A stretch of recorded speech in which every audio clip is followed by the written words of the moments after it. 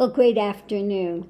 You know, the other day I had somebody come on my channel and call me a wannabe hippie. Well, I shot that down right away because I wasn't a wannabe hippie. I was an actual hippie. Yes, my tie-dye and everything. And I lived on the corner of Page and Broderick in Haight-Ashbury in 1968. I would spend time on Hippie Hill. You know, now, I was just watching this thing, the Hippie, what was it called? The Hippie Temptation that they put out in 1967. You know, and in some ways, I'm still a hippie. Now, not everybody that lived in Haight-Ashbury was sitting there stoned out of their mind, doing drugs, etc. There were some of us that were there that believed in peace, love, harmony, getting beyond the corporate America into a more spiritual path. And that was the path that I took, the path of spirituality, you know, a Jesus freak, if you will. During that time, if you were a follower of Christ, you were a Jesus freak. Okay, at that time, I was a Jesus freak, and I will firmly admit to that.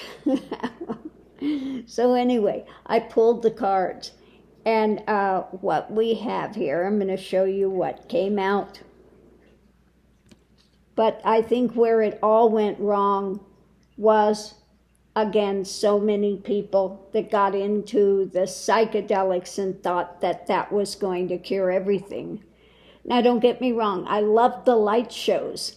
I loved the tie-dye. I loved the fashion.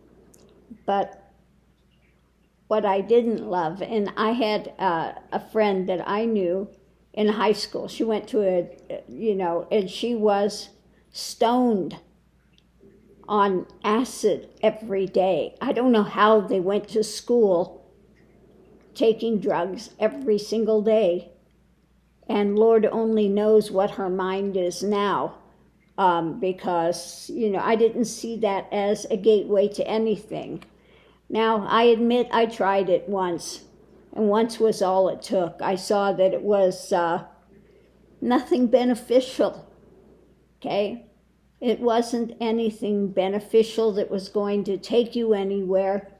And also, all it takes is one bad trip, and that LSD remains in the brain cells and the fat, and people could have, again, repeat things coming back, bad trips again.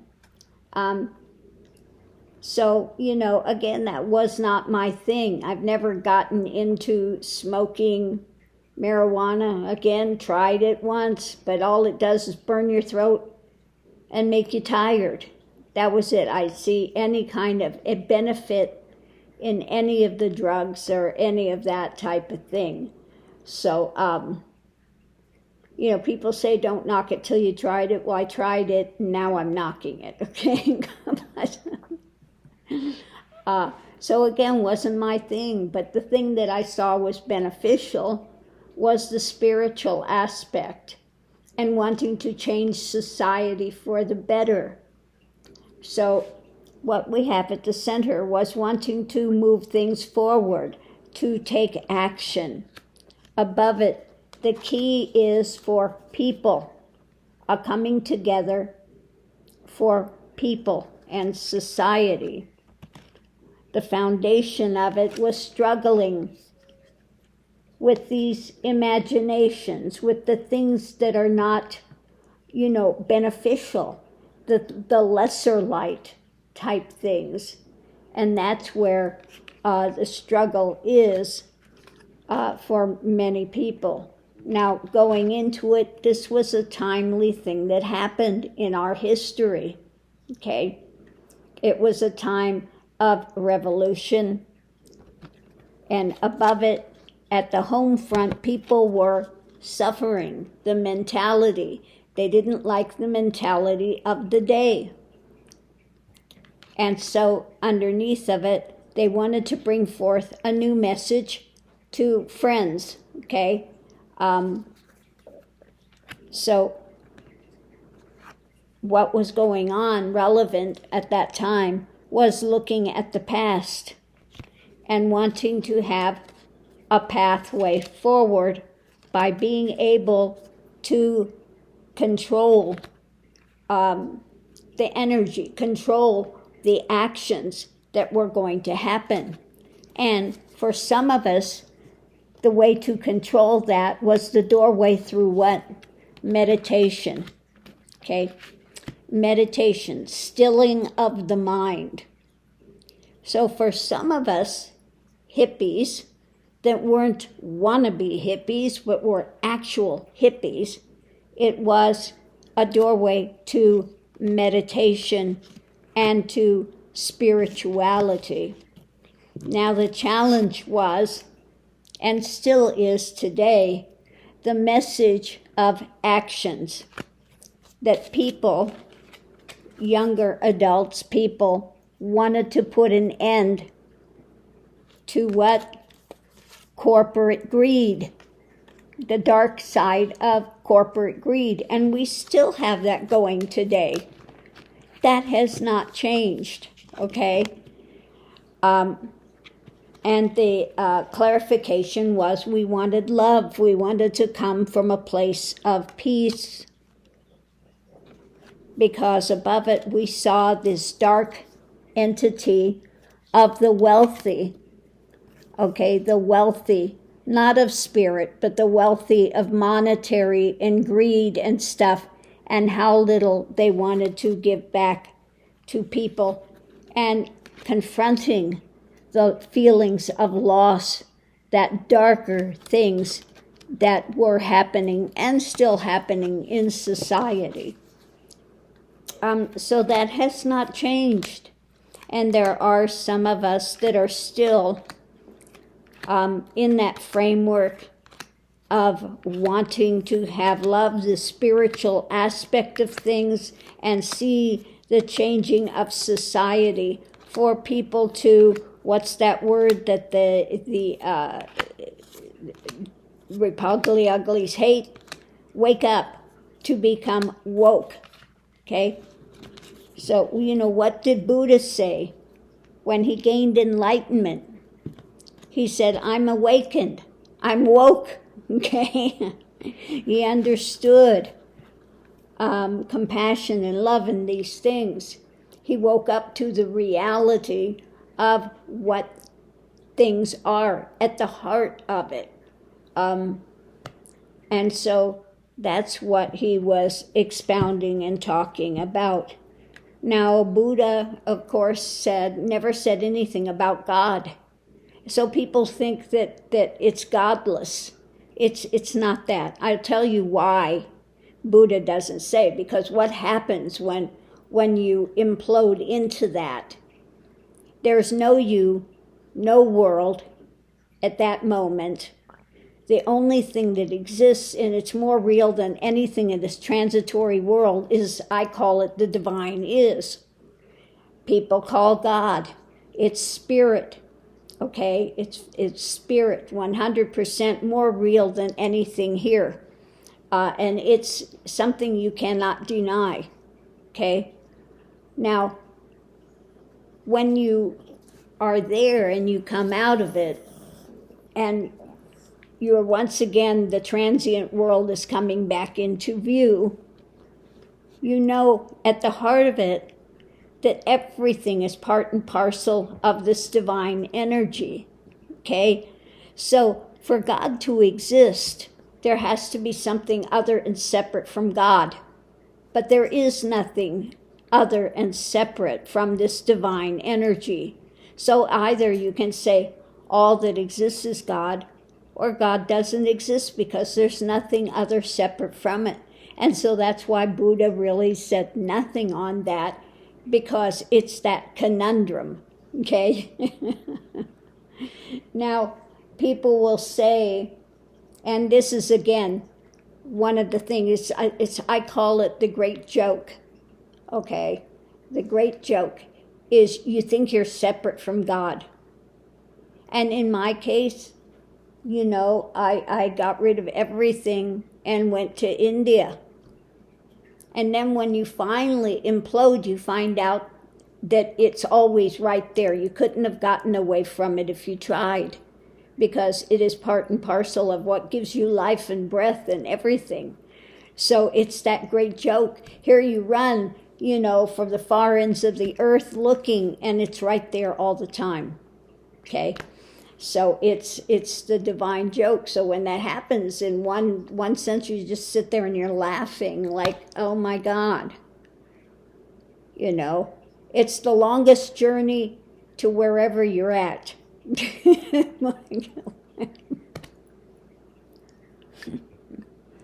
And you see that, the peace, the love, all those things that you were striving for, that the only thing you need to be freed from was the mind spin of that feeling of separation, of that illusion that you were creating within yourself. So again, when everything implodes, then all of that stuff dissipates as if it never was. And whatever baggage you had, it's like you drop it. It's no longer there. There's no longer suffering. There's no longer, now I'm telling you, yes, you can feel physical pain in the body, okay? But there's no mental suffering any longer. And when people, say they come here and think, oh, don't let them get under your skin, don't let them bother you, they don't bother me at all. That's the thing that I find so, people are so concerned, but don't need to have any concern, because those things are like,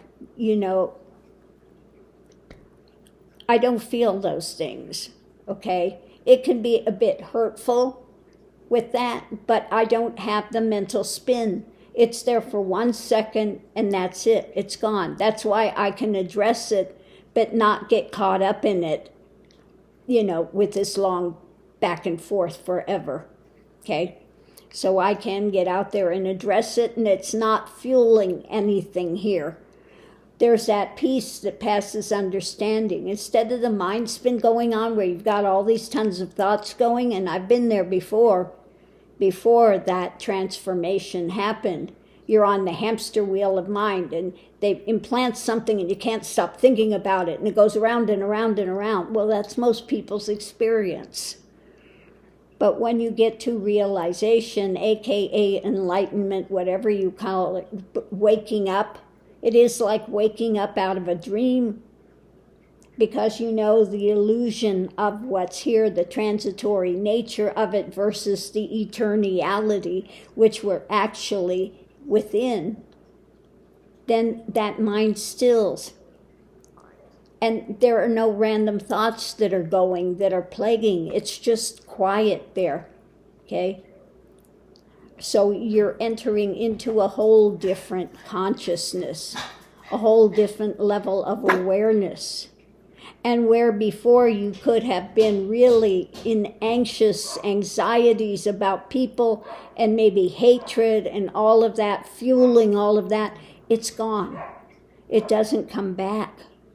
That's why it's called the peace that passes understanding. That's why it says when you find the pearl of great price, okay, it's a pearl of great price. It comes out of suffering.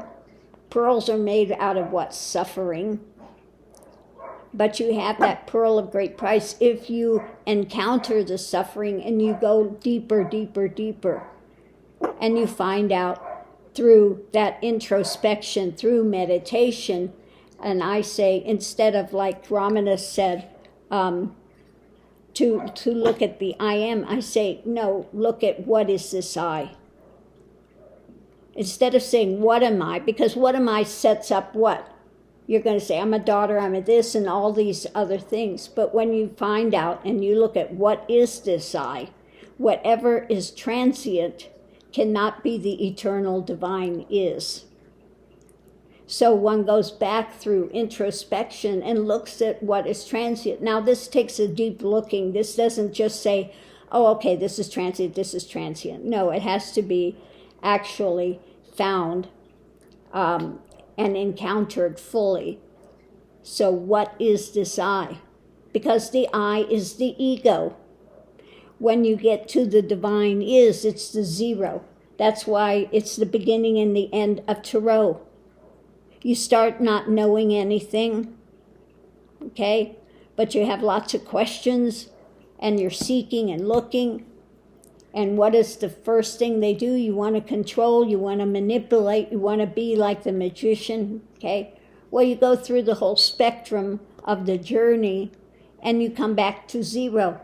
But this time, instead of unknowing and lots of questions, there are no more questions. You've entered 0 point balance, which is what I term it, okay? And the mind has stilled. And all the questioning and doubt and drama ends as if it never was, okay? And you understand exactly what Christ came to teach and the inner workings and the deeper things that he was giving. And then you see the ones like Paul or Saul of Tarsus that wanted to try to drag in, again, dogmas, which were in direct conflict against what Christ was teaching. And you see when they put the Bible together that, you know, the ones that were actually with Christ all have the same basic storyline, the same different things. And then you have ones like Paul, Saul of Tarsus, that they threw in there to mitigate the teachings of Christ. Why? Because they wanted to control, because they are still the same as the Pharisees that he came to try to become a reformer of. Christ came to teach spirituality, and religious organizations want to still be caught in dogma. Although they try to make the dogma look like it's coming from Christ, but Christ did not teach dogma, okay? Christ came to teach spirituality, which is a whole different thing, exactly, a whole different dynamic. So yes, you know, where the hippie movement went off was, unfortunately, I think they went too much into drugs and sex instead of genuine love, agape love. They went into sex, okay?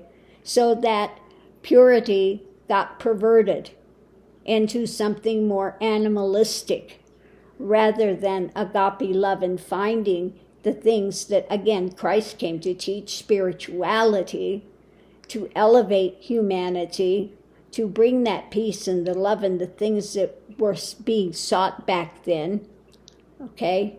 And then, unfortunately, because they got into the animalistic side of things, they then went on to become what?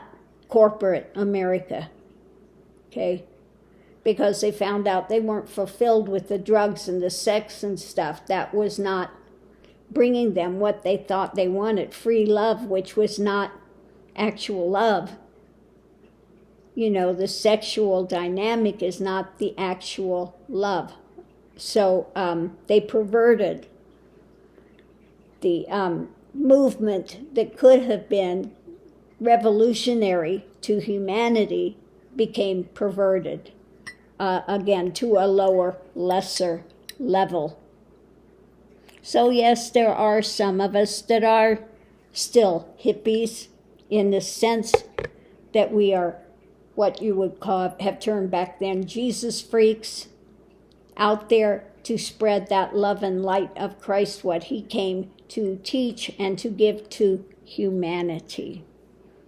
So after I watched that hippie temptation, I said, okay. And after the comment the other day about being a wannabe hippie, I thought, you know what, I'm going to pull the cards on this and put out a little bit deeper teaching about what it was and what can remain. And there were, again, some of us that chose a path not through drugs, not through communes, not through sex. We chose the higher path of spirituality.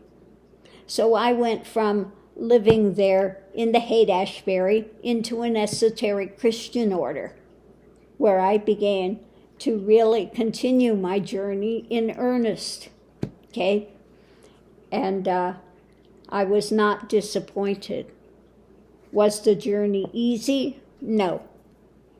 And a genuine journey to reveal and wanting, because my thing was wanting to know God. Is God real? What is God? What is this? That was at the center and the heart of my journey for 30 years. Okay, it wasn't like, oh, I'm going to get it within. I don't know how many people have come to the path and think, I'm going to get enlightened in a year. Yeah, no, it doesn't work that way. It's a tough journey. It's a long journey, but it's well worth it. And you've got to stick it out. You know, it can be very painful. At one point, I was praying for death. It was so difficult, literally. I didn't know if I could take the next breath. I was counting till the next second, okay? So don't think that it's an easy path. It's not. But in the end, when you get to there and everything dismantles, and then you shift from that anxiety, depressed-ridden person that feels a separation and is seeking and looking everywhere, to one that knows absolutely beyond a shadow of a doubt of what is there at the center of the universe and what God is and what God is not. The divine is what you are and what you are not, which is just as important, knowing what you're not. Then there's a huge shift that takes place, and one enters a totally different consciousness. As is shown, when you have the cup, what do you have? You have the dove of peace coming down, okay? The Holy Spirit, you enter into that Holy Spirit. That's what remains, that peace that passes understanding, okay? And that is a reality. Unfortunately, it's very few of us that are here that are in that reality now, but that is where humanity is heading. And so we try to give whatever we can give. You know, I wish people would come to more spiritual things rather than just wanting this political drama. But you start somewhere. Okay, so I get that. But hopefully people begin to shift a little more. And we see, again, like I said, that dividing time, the light from the dark, is becoming more divided now. And the dark cannot understand the light. It doesn't get it, okay? So anyway, if you're on your spiritual journey, hang in there. And what I tell people, if you're a Christian, read first the words of red in your Bible, what Christ was saying, what he was teaching. Get that firmly established. And then if you want to go back and read the rest of the Bible, go ahead. But start with the most important part, what the liberator came to give, rather than staying in the Old Testament of the Pharisees, okay, the dogmas.